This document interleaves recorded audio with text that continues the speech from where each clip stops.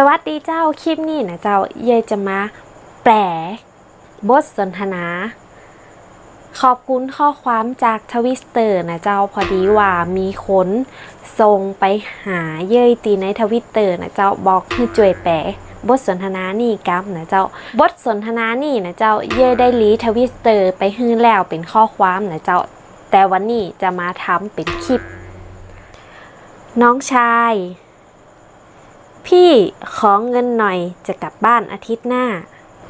ภาษาเหนือก็จะอู้ว่าปี้ขอตังค์เจมจะปิกบ้านอาทิตย์หน้าพี่สาวทำไมช่วงนี้กลับบ่อยจังอกหักหรอกำเมืองก็จะอู้ว่าเป็นอย่างมาเดียวปิกมันมาใจ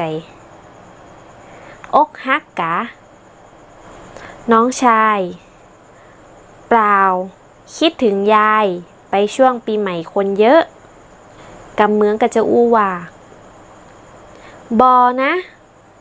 ง่อมหายายไปตอนปีใหม่คนหนักพี่สาวโอเคจะอยู่กี่วันล่ะกำเมืองก็จะอู้ว่าโอเคจะอยู่กี่วันหรอน้องชายศุกร์เสาร์อาทิตย์กำเมืองก็จะอู้ว่าศุกร์เสาร์อาทิตย์บทสนทนาง่ายๆนะเจ้าลองเอากำอู้ของเย่ไป